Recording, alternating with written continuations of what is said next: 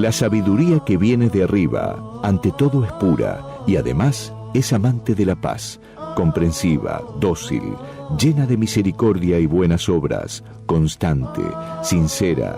Los que procuran la paz están sembrando la paz, y su fruto es la justicia.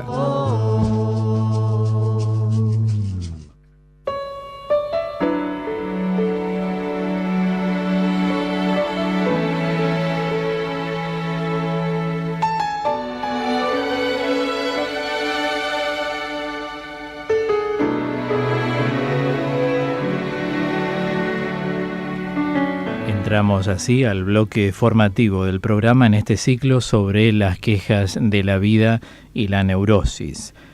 Llegamos a un punto hoy, después de haber tratado los 3 tipos de angustia. Recuerdan que hablamos de la angustia vital, pero también es bueno por los oyentes. Cada vez que uno sale al aire en un medio de comunicación hay que hacer repaso para que todos comprendan correctamente, cuanto más en un ciclo.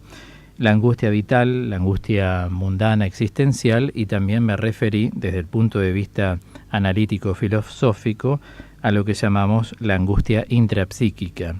La angustia vital, para hacer una síntesis, es el abandono del refugio para realizarse como persona. Eso le viene a cualquier persona para pasar de un primario al secundario, para irse a vivir solo, para casarse, todas esas decisiones donde uno abandona un refugio al cual ella estaba como estereotipado y luego va a otro refugio donde se va hallando y va formando su hábitat, siempre genera una angustia que se llama vital desde el punto de vista analítico. Luego la angustia mundana existencial es la capacidad de desraizarse en todo orden. Eso angustia a una persona. Por ejemplo, alguien que se va a otro país a vivir, a pesar de que tenga una oferta de trabajo o que vaya con todo incluido, sin embargo la cultura no es la misma, a veces no son las mismas costumbres, a pesar de que el idioma puede ser el mismo. Viene una angustia mundana existencial. Hay una capacidad de desraizarse que produce esa angustia. Lloro todos los días por tanta gente que ha muerto en Siria y por los que están exiliados en otros países para volver y que cese la violencia, ¿no? Como en todos los países. A veces vemos los botes, la gente que viene del África o que va para Italia, para España, buscando otro lugar. Ciertamente hay un corazón que tiene dentro de sí una angustia mundana existencial, porque por algo la gente, a veces impulsadas por la necesidad, en la mayoría de los casos se va a otro lugar, si no la tierra tira. Y la angustia intrapsíquica la pudimos definir como una discrepancia interior, especialmente cuando, hoy agregaría, se cortan las costumbres, se produce una discrepancia dentro de la mente de uno. Eso se llama angustia intrapsíquica. Hoy quisiera poner la mirada en el ciclo sobre las quejas de la vida y la neurosis, algunas quejas conscientes, otras inconscientes, o sea, están reprimidas, pero están dentro de la mente de uno. Tomar esa capacidad de poder introyectarnos, es decir, como incorporarnos dentro de lo que es la imaginación. Muchas veces observamos una, diría, discordancia entre lo que imaginamos o lo que la imaginación de uno elaboró y lo que la realidad es. La realidad es lo que es, no tal cual nosotros la imaginamos. Por eso es importante no darle prevalencia a nuestra imaginación, casi como ensombreciendo la realidad. La imaginación tiene que estar controlada. La inteligencia ejerce un orden y puede poner en orden la imaginación, porque la imaginación, así como puede ser útil en tanto don de Dios, puede ser destructiva en tanto genera fantasmas, los cuales son imágenes irreales en la mente. A veces se vive como en una mentalidad esquizofrénica. ¿En qué sentido? Lo digo en este sentido. ¿Qué es la esquizofrenia? Literalmente estamos hablando de dos términos griegos, esquizos, fren. Fren significa mente, esquizos, dividida. Hay una división. La mente es como que se divide. O sea, en la imaginación la persona vive de un modo, pero en la realidad vive de otro. Entonces, ahí es donde se genera esa discrepancia interior a la cual hice referencia cuando me refería a la angustia intrapsíquica. No podemos llegar a lograr una composición entre la imaginación y la realidad, lo cual hay que intentar lograr. Cuando surgen ciertas expectativas en las personas, desean que las cosas se realicen según sus mentes le ordenan, pero hay que ver si la mente está conducida por la imaginación o está conducida por la inteligencia.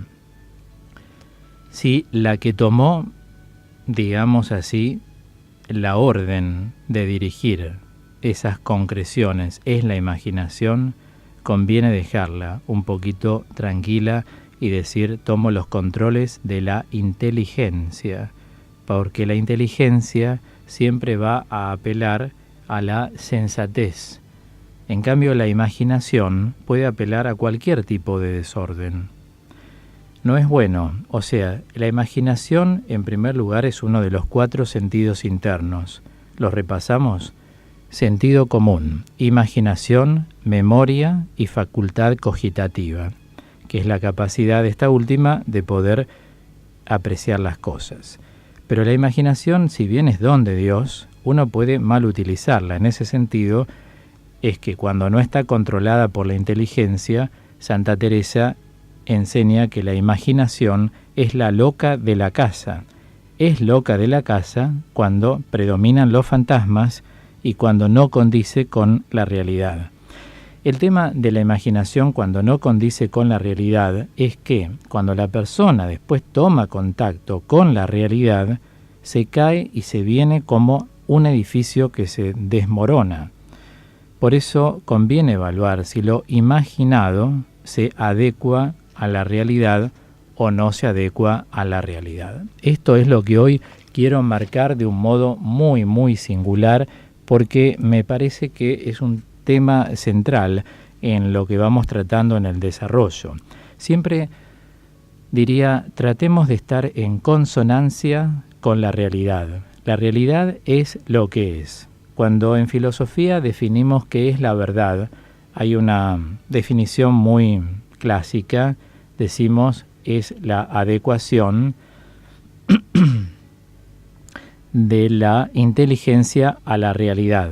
Y es cierto, es una adecuación y uno tiene que estar en forma adecuada a la realidad para poder crecer. Esa es la meta. Toda meta de un verdadero crecimiento psicoemocional proviene de la capacidad de saber maniobrar para poder crecer. Y a veces las maniobras no están bien hechas, porque hay gente que se deja llevar mucho por la imaginación y poco por la realidad. Y algunos no quieren bajarse de esa burbuja, esa nave que es su fantasía construido, llamada imaginación. Por eso ver es muy importante. Ahora, al elevar este nivel de prestar atención, seguramente vamos a ver también cómo Dios mitiga todas las asperezas de la vida. Y vamos a ver a ese Dios que camina, a ese Jesús que es caminante, que también nos va a ayudar, como decíamos la otra vez, a moderar los niveles de tolerancia de cualquier frustración que hayamos podido tener en la vida, recordando siempre que las frustraciones son experiencias mal logradas y que no son experiencias que no logramos, sino que uno se tiene que quedar en ese plano ético. La experiencia la hice. Me faltaron elementos, fui precipitado, me faltó formación, no me di cuenta de tal cosa, no importa. La experiencia la hiciste dentro de lo que pudiste en esa época. Porque hay gente que dice, pero yo tenía como para poder prever esta frustración. Sí, claro, tenías con qué, pero las circunstancias, a veces propias, otras exógenas, hacen que uno pueda no llegar a encontrar las circunstancias adecuadas. A veces hay elementos que están en la mente, que están en los sentimientos, sin embargo, necesitamos encontrar las circunstancias. Cuando las circunstancias no están dadas, no podemos tampoco precipitar, diría hoy, usando un término de la teología espiritual, precipitar la voluntad de Dios. Dios se va manifestando en la vida de los hombres, y cuando Dios quiere proponer las circunstancias, las muestra de tal manera que uno solamente tiene que hacer uso de ellas. Nada más. Por eso nadie se ponga mal si no se le dan las circunstancias. Sepa entender que las circunstancias, como le expliqué el jueves en teoterapia, tienen dos etiologías. Es decir, la causa de las circunstancias puede ser uno mismo, que las genera o que no las genera. Por ejemplo, si tenemos una mirada pesimista, nunca vamos a triunfar en nada, absolutamente en nada. Si uno dice no voy a entender, uno no entiende. Si uno dice no me va a ir bien, a uno no le va a ir bien. O sea, todo depende de la perspectiva que uno genere, ¿no? Si la perspectiva de uno es pesimista, desde luego, nada va a salir bien. O sea, en palabras más simples, el que se proyecta como fracaso, va a fracasar. La persona que dice la vida no se puede hacer nada, no sirve para nada, bueno, sepa que se tiene que mantener de acá hasta que se va a la eternidad con lo que tiene, porque está poniendo una mirada muy pesimista, y Dios está por encima de cualquier realidad. A la voluntad y a la mirada de Dios, nadie ni nada le dice que no. Es así Dios. Por eso esta es una de las etiologías, o sea, de las causas que originan, a eso llamamos etiología, una de las causas que originan la posibilidad de las circunstancias, favorables o desfavorables. Pero la otra causa es aquella que viene dada por Dios, o sea, la providencia de Dios también nos genera muchas veces las circunstancias para que uno las aproveche, las use y las disfrute hondamente, ¿eh? Es decir, no solamente las vea y las use, las vea, las use y las disfrute hondamente. Entonces uno también tiene que pedirle a Dios, cuando uno no puede, aparentemente de acuerdo con lo que uno ve interiormente, facilitar o suscitar las circunstancias, uno debe pedirle a Dios, Señor, te pido que vos generes las circunstancias que a mí me permitan desarrollarme. Por ejemplo, supongamos que alguna persona dice, yo no estoy conforme con mi trabajo.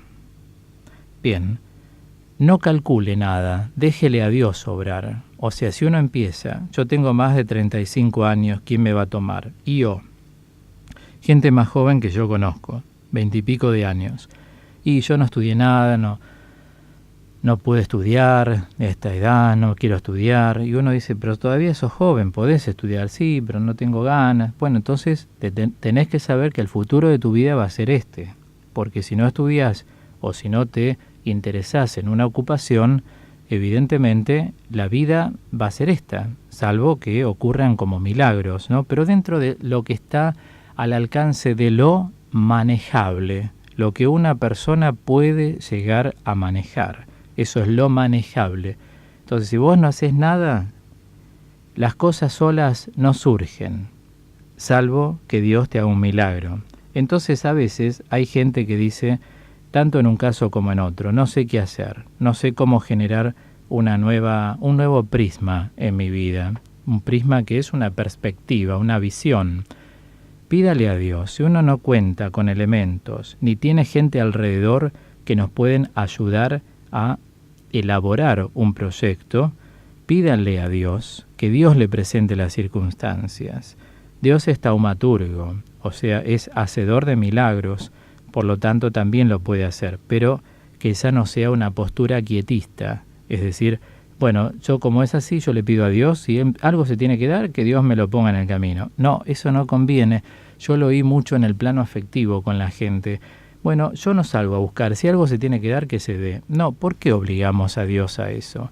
Si Dios también nos ha dado herramientas, nos ha dado, sí, ese es el término, herramientas para que uno pueda proyectar una esperanza. Entonces, si uno puede generar una circunstancia que puede ser la esperanza que uno tiene, ¿por qué no ir arbitrando los instrumentos que Dios nos manda?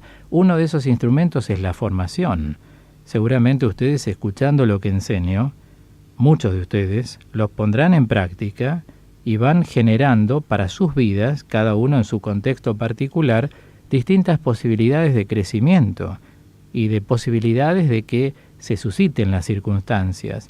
Digo, pero no decir si se tiene que dar, se va a dar, porque uno pone también, acá en esto quiero ser claro, yo atendí muchísima gente durante 20 años, así en privado, y realmente entiendo que hay gente que se cansa y que el cansancio de la vida, que en la ética se llama tedium vitae, o sea, el tedio, el hastío de la vida, se adviene sobre una persona. Entonces las personas dicen, bueno, yo me cansé, si se tiene que dar, que se dé.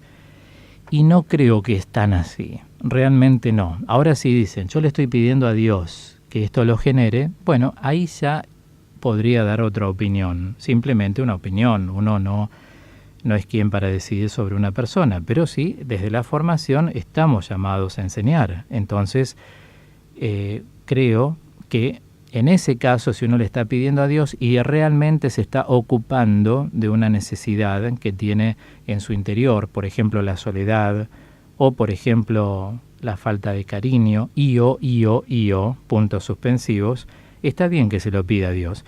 Pero en cuanto a lo que uno puede hacer, no lo dejemos nunca de lado, porque Dios también quiere que uno, junto con Él, elabore cosas. ¿Saben cuál es el ejemplo que tomo? La multiplicación de los panes y de los peces. O sea, los apóstoles le dicen que no había más pan, y Jesús dijo, búsquenlo. Pero que no hay pan, Señor. Ustedes vayan y búsquenlo. Pero no hay nadie que tenga panes y peso. Ustedes vayan y búsquenlo. Es decir, los exhortó a que se metieran y se ocuparan muy seriamente del tema. Y esto lo podemos trasladar hoy a nuestro bloque formativo. Dios puede querer que nosotros hagamos lo mismo que le dijo a los apóstoles. O sea, ocúpate más seriamente del tema. Si tenés una necesidad, toda necesidad hay que suplirla. Y para suplirla hay que encargarse. También bajo la mirada de Dios. Por supuesto, un creyente no hace nada si no es bajo la mirada de Dios. Señor, voy bien, presentame cómo, a qué debo hacer caso, cómo debo encauzar esto, por dónde debo caminar. El Salmo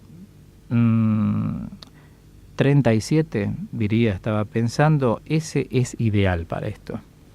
Encomienda tu camino a Dios, ¿no? O sea, rezarlo todos los días y decir, bueno, yo estoy en esta búsqueda, ya sea de trabajo, ya sea afectiva, ya sea de otro orden, voy a rezar durante 10 días este salmo todos los días, pero rezar no es leer, o sea, no voy a leer, a pronunciar palabras, voy a comprometerme con lo que estoy diciéndole a Dios, o sea, estoy rezando. Toda oración es un compromiso que uno realiza con Dios, por eso hablamos de una alianza con Dios. Así como son otras cosas, la oración ciertamente es, desde lo básico, una alianza con Dios. Quisiera terminar entonces de esta forma en el bloque formativo de hoy, exhortando a que cada uno no se deje caer, porque una de las cosas que no le va a ayudar nunca en la vida es bajar los brazos. Dejemos que el día que los brazos se bajen, los baje Dios, los baje Dios. Nosotros sigamos adelante, siempre adelante, como hicieron los apóstoles que nos han dado tanto testimonio en esto, hasta el último momento. Nosotros sigamos adelante, y cada uno en la vida cotidiana, allí donde Dios quiere que uno crezca como ser histórico. Uno honra la historia ocupándose de uno mismo. Y en este sentido, con los elementos que pude brindar en este bloque, creo que hay suficiente material como para abrir los ojos y decir, yo me tengo que hacer cargo de mi vida. Es lindo poder sentirse feliz, y Dios provoca la posibilidad de ver, como decía antes, para poder disfrutar realmente lo que hacemos. Así terminamos el bloque de hoy sobre las quejas de la vida en este ciclo durante el año y la neurosis. Enciende una luz, déjala brillar, la luz de Jesús, que brille en todo lugar, no la puedes esconder, no te puedes callar ante tal necesidad. Enciende una luz en la oscuridad.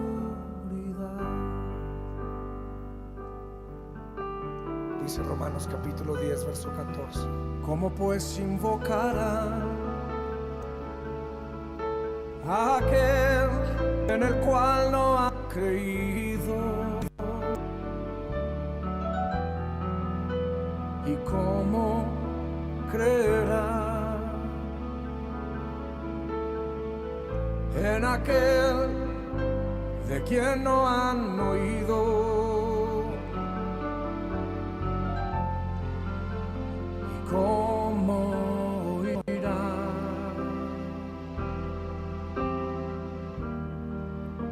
si nadie les predica?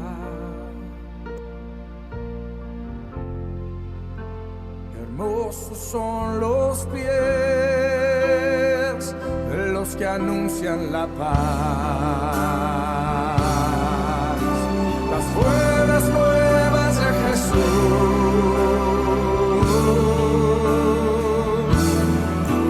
Enciende una luz, déjala brillar, la luz de Jesús, que brille en todo lugar, no la puedes esconder, no te puedes callar ante la necesidad.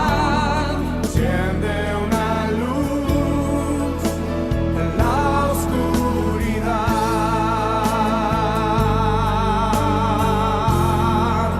Enciende una luz, déjala brillar, la luz de Jesús, que brille en todo lugar, no la puedes esconder, no te puedes callar ante tal necesidad. Enciende una luz en la oscuridad.